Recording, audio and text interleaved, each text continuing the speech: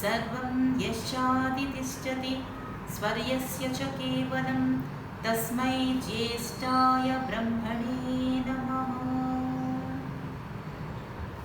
పూజ్యులు మాతాజీ గురూజీ ఆర్య బంధువులందరికీ కూడా నేను హృదయపూర్వకంగా నమస్కరిస్తున్నాను.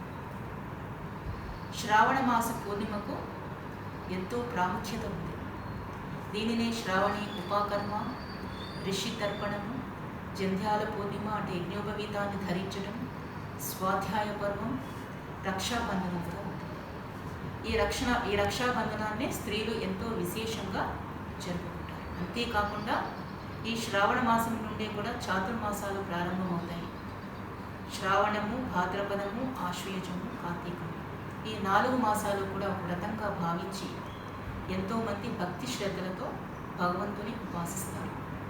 ఈ చాతుర్మాసాలకు ప్రాముఖ్యత ఎట్లా వచ్చింది అంటే, వైదిక కాలంలో రాజులు ఈ 4 మాసాలు వర్ష ఋతువు కారణంగా రాజులు దండయాత్ర చేసేవారు కాదు, వైశ్యులు వ్యాపారం చేసేవారు కాదు, రైతులు వ్యవసాయ పనులు చేసేవారు కాదు. అంతేకాకుండా అరణ్యాలలో తపస్సు చేసుకునే ఋషులు, వానప్రస్థులు ఈ వర్షాల కారణంగా వారు సమీప గ్రామానికి వచ్చి నివసించేవారు. అందరూ కూడా ఆ ఋషుల వద్దకు, వానప్రస్థుల వద్దకు వెళ్ళి భగవంతునికి సంబంధించిన ఉపదేశాలను విని వారి జీవనాన్ని తరింప చేసుకునేవారు. మనం స్వాధ్యాయం చేసినా, తపస్సు చేసినా, జపం చేసినా, ఏది చేసినా కూడా మనం భగవంతుని పొందటానికే చేస్తాం. అంటే మానవ జీవన లక్ష్యం భగవత్ సాక్షాత్కారం. అదే మానవ జీవన గమ్యం, అదే మానవ జీవన పరమావధి. మానవ జన్మ లభించిన తర్వాత భగవంతుని తెలుసుకోలేకపోతే ఆ జీవనము వ్యర్థము అని ఉపనిషత్కారులు సందేశించారు. అంటే మనం ఎట్లా తెలుసుకోవాలి భగవంతుని మార్గం ఏమిటి అంటే, స్తుతి, ప్రార్థన, ఉపాసన వల్ల మనం భగవంతుని తెలుసుకోవాలి. కేవలము స్తుతి, ప్రార్థన, ఉపాసన వలన మానవుడు సదాచారి, సచ్చరిత్రుడు, జ్ఞానవంతుడు, సర్వగుణ సంపన్నుడు అవుతాడు. యన్మనసా ధ్యాయతే తద్వాచా వదతి, యద్వాచా వదతి తత్కర్మణా కరోతి, యత్కర్మణా కరోతి తదభిసంపద్యతే. ఏదైతే మనం మనసుతో ఆలోచన చేస్తామో అది మాట ద్వారా తెలియచేయాలి. ఏదైతే మాట ద్వారా మనం తెలియచేస్తామో అది కర్మ ద్వారా చేయాలి. ఏదైతే కర్మ ద్వారా మనం చేస్తామో అదే విధంగా మన జీవనం ఉంటుంది. పరమేశ్వరుడు సచ్చిదానంద స్వరూపుడు, నిరాకారుడు, సర్వశక్తిమంతుడు, న్యాయకారి, దయాళువు, అజన్ముడు, అనంతుడు, నిర్వికారుడు, అనాది, అనుపముడు, సర్వాధారుడు, సర్వవ్యాపకుడు, సర్వాంతర్యామి, అజరుడు, అమరుడు, అభయుడు, నిత్యుడు, పవిత్రుడు, సృష్టికర్త అయి ఉన్నాడు. పరమేశ్వరుని మనం ఆ విధంగా ఉపాసిస్తే మన మనస్సు పవిత్రమవుతుంది. ఈశ్వరుని యందు లభించు జ్ఞానము, ఆనందము మనకి ఎక్కడా కూడా లభించదు. ఈ సత్యాన్ని తెలుసుకున్న ఉపాసకుడు కేవలము ఆనందగరుడైన పరమాత్మని మాత్రమే ఉపాసిస్తాడు. మానవ జీవనం సఫలం కావాలి అంటే ఈశ్వరుని స్తుతించాలి, ప్రార్థించాలి, ఉపాసించాలి. భగవంతుడు ఎవరు, స్తుతి, ప్రార్థన, ఉపాసనలు ఎందుకు చేయాలి, దాని వలన కలిగే ప్రయోజనం ఏమిటి, ఈ విషయాలు మనం కొద్దిగా తెలుసుకోవడానికి ప్రయత్నం చేద్దాం. భగవంతుడు ఒక్కడే, కానీ ఆయనకు అనేక పేర్లున్నాయి అని వేదం అంటుంది. ఏకం సద్విప్ర బహుదా వదంత్యగ్నిం యమం మాతరిష్వాన మామహు. భగవంతుడు ఒక్కడే, కానీ ఇంద్రుడు, మిత్రుడు, వరుణుడు, మాతరిష్వుడు, యముడు అని విద్వాంసులు ఆయనను అనేక పేర్లతో సంబోధిస్తారు. భగవంతునిలో ఉన్న గుణాలు, ఆయన స్వభావం, ఆయన చేసే కర్మలను బట్టే ఆయనకు పేర్లు వచ్చాయి.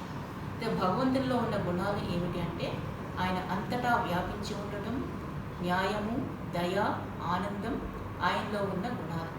ఆయన స్వభావం ఏమిటి అంటే, జీవులకు ఉపకారం చేయడం, ఎవరైతే తనను స్మరిస్తారో, ఉపాసిస్తారో వారికి ఆనందాన్ని ఇవ్వడం. అయితే భగవంతుడు చేసే కర్మలు ఏమిటి అంటే, సృష్టి స్థితి లయాలను చేయటం, అంతేకాకుండా జీవులు చేసే పాపపుణ్య కర్మలకు సుఖదుఖ రూపాలలో ఫలాలను ఇవ్వడం. పరమేశ్వరుడు ఈ విధంగా ఫలితాలను ఇస్తాడు. ఇదే పరమేశ్వరుడి తత్వం ఇది.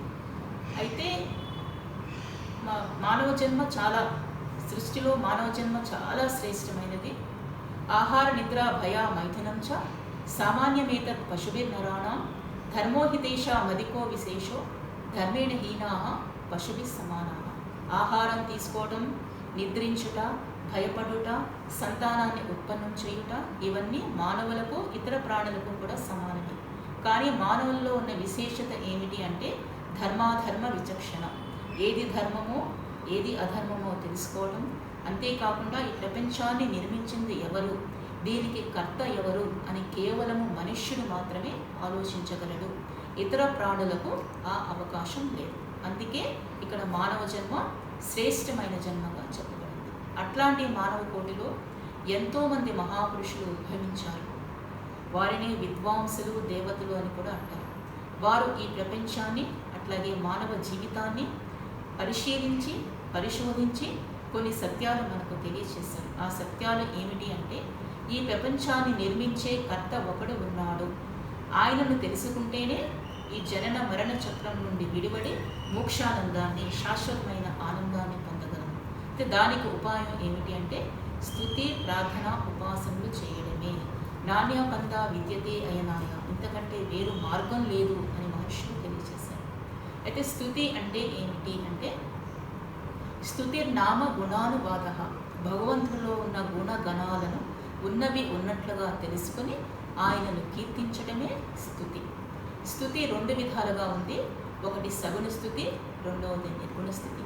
పరమేశ్వరుడు సర్వవ్యాపకుడు, న్యాయకారి, దయాళుడు, శుద్ధుడు, సర్వజ్ఞుడు అని తెలుసుకొని ఆయనను స్తుతించడం సగుణ స్థుతి. భగవంతుడు శరీరాన్ని ధరించడు, ఆయన పాపాలు చెయ్యడు, దుఃఖాలను అనుభవించడు, రాగద్వేషాదులు అజ్ఞానము ఆయనలో లేవు అని తెలుసుకొని స్తుతించడం నిర్గుణ స్థుతి. భగవంతుని గుణముల వలె మన గుణకర్మ స్వభావాలు చక్కదిద్దుకోవటమే స్తుతి యొక్క ముఖ్య ప్రయోజనం. ఈ విధంగా భగవంతులో ఉన్న గుణాలు ఏమిటంటే ఆయనలో న్యాయము, దయ, పరోపకారం ఇవన్నీ ఉన్నాయి కనుక మనం భగవంతుని ఆ విధంగా స్తుతిస్తూ కీర్తిస్తూ ఉంటే ఆయనలో ఉన్న విశేషమైన గుణాలు మనలో ప్రవేశిస్తాయి.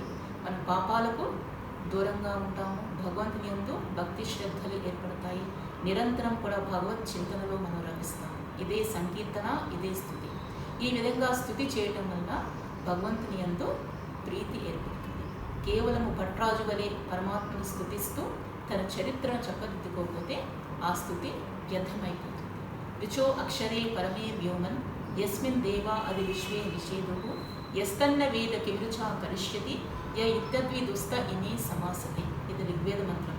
భగవంతుడు సర్వ దివ్య గుణకర్మ స్వభావయుక్తుడు. ఆయనలోనే పృథివీ సూర్యాది లోకాలు ఉన్నాయి.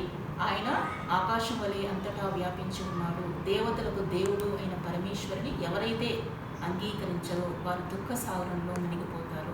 అందుకే ఆ జగదీశ్వరునే మనం కీర్తించాలి, ధ్యానించాలి, ధరించాలి. ఇదే స్థితి. ఇక రెండవది ప్రార్థన. ప్లస్ అర్థన, ప్రార్థన. అర్థించడం అంటే కోరుకోవటం, ప్రార్థన అంటే బాగా కోరుకోవటం. మనం భగవంతుని ఏం కోరుకుంటాం? మన దగ్గర లేనివి, మనకు అవసరం ఉన్నవి మనం భగవంతుని కోరుకుంటాం. కానీ మనం భగవంతుని లౌకిక వస్తువులను కోరుకోకూడదు. ఎందుకు అంటే ముందే మనకు భగవంతుడు మన సుఖం కొరకు ఇవన్నీ కూడా మనకి సృష్టించాడు కనుక మనం వాటిని ప్రయత్నం చేసి సంపాదించుకోవాలి. అయితే మన భగవంతుని ఏం కోరుకోవాలి? యా మేధాం దేవగణాః పితరశ్చోపాసతే తయా మామధ్య మేధయాగ్నే మేధావినం కురు. హే జ్ఞానస్వరూప పరమేశ్వర, విద్వాంసులు, మేధావులు ఏ మేధాబుద్ధినైతే ఉపాసించారో అట్టి మేధాబుద్ధిని మాకు ప్రసాదించమని మనం కోరుకోవాలి. అంతేకాకుండా తేజోసి తేజోమైధేహి, వీర్యమసి వీర్యంమైధేహి, బలమసి బలంమైధేహి, ఓజోసి ఓజోమైధేహి, మన్యురసి మన్యుంపైదేహి, సహోసి సహోమైదేహి. ఇక్కడ మనం ఏం కోరుకుంటున్నాం అంటే హే పరమేశ్వర, మాకు ప్రకాశాన్ని ప్రసాదించు, మాకు పరాక్రమాన్ని ప్రసాదించు, మాకు బలాన్ని ప్రసాదించు, మాకు సామర్థ్యాన్ని ప్రసాదించు, మాకు మన్యమును ప్రసాదించు, మాకు సహనాన్ని ప్రసాదించు అన్న ఇవన్నీ కూడా కోరుకుంటున్నాం. మనం భగవంతుని ఏం కోరుకుంటున్నామంటే బుద్ధి, తేజస్సు, పరాక్రమము, బలము, సామర్థ్యము, మన్యువు, సహనము. ఇవన్నీ కూడా మనకు ప్రపంచ పదార్థాలలో ఎక్కడా కూడా కనిపించవు. అవి ఎక్కడ ఉంటాయి, ఎవరిలో ఉంటాయి? భగవంతుడిలోనే ఉంటాయి కనుక మనం ఆయననే అవి ప్రసాదించమని కోరుకోవాలి. మన కోరికలు ఎట్లా ఉండాలి అంటే ధర్మబద్ధంగా ఉండాలి. ఇతరులకు అపకారం చేయని విధంగా మన కోరికలు ఉండాలి. కోరికలు ఏదైతే మనం కోరుకుంటామో, ఏవైతే మనం కోరుకుంటామో తగిన విధంగా వాటిని పొందటానికి మనం ప్రయత్నం చేయాలి. మనం ప్రయత్నం చేయకపోతే మన కోరికలు ఏవి కూడా నెరవేరవు. ప్రయత్నం చేస్తేనే మనకి ఇతరులు సహాయపడతారు. ధర్మబద్ధంగా మనం ప్రయత్నం చేస్తేనే భగవంతుడు కూడా మనకు సహాయపడతాడు, కానీ సోమరికి కాదు. కుర్వన్నే వేహ కర్మాణి జిజీవిషే చతం సమాహ ఏవం త్వై నాణ్యతేతోస్తి న కర్మ లిప్యతే నరే. అంటే నీవు జీవించినంతకాలం కూడా కర్మలు చేస్తూ సత్కర్మలు ఆచరిస్తూ జీవించడం మనకి యజుర్వేదం అంటుంది. ఇదే ప్రార్థన. ఇక మూడవది ఉపాసన. ఉపా ప్లస్ ఆసన, ఉపాసన. ఉపా అంటే సమీపంగా, ఆసనం అంటే కూర్చోవడం. భగవంతునికి సమీపంగా కూర్చోవడమే ఉపవాసం. అంతేకాకుండా ఉపవాసం అంటే కూడా అదే అర్థం వస్తుంది.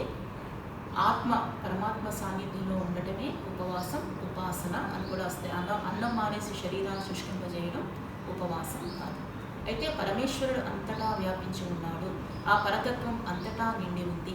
ఆ పరతత్వాన్ని మనం ఎట్లా తెలుసుకోవాలి అంటే ముందుగా తద్విజిజ్ఞాసితవ్యం. ఆ భగవంతుని తెలుసుకోవాలనే కోరిక ముందుగా కలగాలి. తర్వాత తద్ అన్వేషితవ్యం. ఆయన ఎక్కడ ఉన్నాడో అన్వేషించాలి. తర్వాత తదుపాసితవ్యం. తెలుసుకొని ఆయనను సమీపించాలి. అంటే అన్నింటికంటే ముందుగా మనకు భగవంతుని యందు ఆయన ఉన్నాడు అనే విశ్వాసం కలగాలి. విశ్వాసం కలిగిన తర్వాత ఆయన ఎక్కడ ఉన్నాడో అన్వేషించాలి. ఆయన సర్వత్రా ఉన్నాడు అని తెలుసుకున్న తర్వాత ఆయనను ఉపాసించాలి. ఉపాసన అంటే ఒక విధంగా యోగ పరిభాషలో సమాధి స్థితిని పొందడమే. సమాధి నిధూత మనస్య చేతసో నివేశిత్యాత్మన యత్ సుఖం భవేత్ న శక్యతే వర్ణయుక్తం గిరా తదా స్వయం తదంతఃకరణేన గృహ్యతే. మైత్రాణి ఉపనిషత్తులోనిది. అంటే అవిద్య, అస్మిత, రాగము, ద్వేషము, అభినివేశము ఈ పంచక్లేశాలు నశించాలి. మనస్సు ఏకాగ్రం కావాలి. భగవంతుని ఉన్నది ఉన్నట్లుగా తెలుసుకోవాలి. భగవత్ సాక్షాత్కారం వల్ల కలిగే సుఖం మనం మాటలతో వర్ణించలేము. అది కేవలము ఎవరికి వారు అనుభవించాల్సింది. అయితే పరమేశ్వరుడు అంతటా వ్యాపించి ఉన్నాడు. అంతర్యామి. జీవుని వెలుపల లోపల కూడా వ్యాపించి ఉన్నాడు. దగ్గరకు చేరుట అంటే ఏమిటి, సమీపంగా చేరుట అంటే ఏమిటి అంటే భగవంతునికి మనకు మధ్య కాల దూరం లేదు. అంటే భూత భవిష్యత్ వర్తమాన కాలాలు భగవంతునికి వర్తించవు. అందుకే ఆయనకు మనకు మధ్య కాల దూరం లేదు. ఆయన అంతటా ఉన్నాడు కనుక ఆయనకు మనకు మధ్య దేశ దూరం లేదు. ఆయనకు మనకు మధ్య అజ్ఞానం అనే దూరం ఉంది. అజ్ఞానం అంటే భగవంతుడు మనలో ఉన్నాడు అని తెలియకపోవడమే అజ్ఞానము. ఈ అజ్ఞానం ఎట్లా నశిస్తుంది, ఎట్లా పోతుంది అంటే గురువుల ద్వారా శాస్త్రాల ద్వారా భగవంతుడు అంతటా ఉన్నాడు అని తెలుసుకున్న తర్వాత యమ, నియమ, ఆసన, ప్రాణాయామ, ప్రత్యాహార, ధారణ, ధ్యానాదుల ద్వారా చిత్తవృత్తులను నిరోధించి సమాధి స్థితిని పొందిన తర్వాత భగవంతుడు మనలో ఉన్నాడు, ఆయన ఆనందపదుడు, ఆనంద స్వరూపుడు అని తెలుసుకుంటాడు. అప్పుడే అజ్ఞానం అనే దూరం నశిస్తుంది.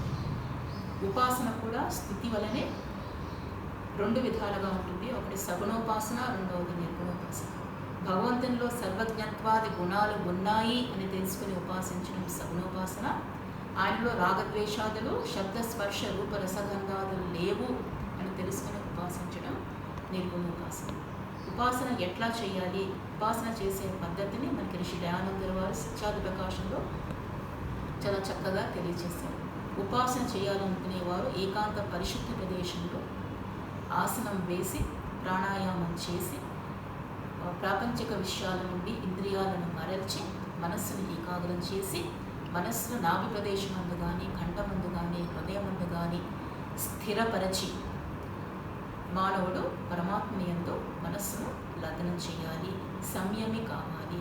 నిరంతరం ఆ విధంగా సాధన చేస్తూ ఉంటే మానవుని గుణకర్మ స్వభావాలు పవిత్రములవుతాయి. అంతేకాకుండా ప్రతిదినము కూడా జ్ఞానము, విజ్ఞానము వర్ధిల్లుతూ ఉంటుంది. ఇదే విధంగా 8 జాములలో ఒక్క గడియ అయినా 24 నిమిషంలో అయినా మనం ధ్యానం చేస్తే మానవుడు నిరంతరం కూడా ఉన్నతిని పొందుతాడు అని ఋషి దయానందుల వారు చాలా స్పష్టంగా తెలియజేశారు. అంతేకాకుండా స్తుతి, ప్రార్థన, ఉపాసనల ఫలం కూడా నేను చక్కగా తెలియజేశారంటే చలిచే బాధితుడైనటువంటి పురుషుడు అగ్నిని సమీపిస్తే ఏ విధంగా అయితే చలి దూరం అవుతుందో అట్లాగే పరమాత్మను సమీపిస్తే సర్వ దోషములు, అన్ని దుఃఖములు అన్నీ కూడా దూరం అవుతాయి. మానవుని గుణకర్మ స్వభావాలు పవిత్రములవుతాయి. ఈ విధంగా ప్రతిరోజు కూడా మానవుడు స్తుతి, ప్రార్థన, ఉపాసనలు అవశ్యం చేయాలి. దాని ఫలం ఏమిటి అంటే పర్వతమంతటి దుఃఖం ప్రాప్తించినా కూడా సహించే శక్తి మానవునికి కలుగుతుంది. ఇది సాధారణ ఫలితం కాదు.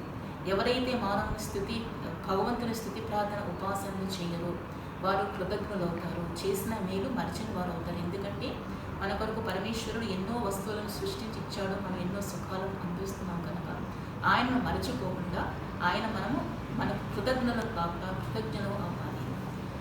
ఇదే విధంగా మానవుడు ప్రతినిత్యం కూడా స్తుతి, ప్రార్థన, ఉపాసనలు చేస్తూ పరమేశ్వరుని పొంది మోక్షానందాన్ని పొందాలి అని మనందరం కూడా కోరుకుంటాం. అంతేకాకుండా ఈ శ్రావణ మాస పూర్ణిమ కూడా స్వాధ్యాయ పరం అని అంటారు కనుక అందరూ కూడా ప్రతి ఒక్కరూ కూడా వేదాది సత్యశాస్త్రములను స్వాధ్యాయం చేయాలి. స్వాధ్యాయం ద్వారా తమ జ్ఞానాన్ని పెంచుకోవాలి. నహి జ్ఞానేన సదృశం పవిత్రమైన విద్యతే. విద్యకు జ్ఞానానికి మించిన పవిత్రమైన వస్తువు వేరొకటి లేదు కనుక స్వాధ్యాయం ద్వారా జ్ఞానాన్ని పెంచుకొని తమ జీవితాన్ని సద్వినియోగం చేసుకోవాలని కోరుకుంటూ నేను ముగిస్తున్నాను. ఓం శాంతి శాంతి శాంతి.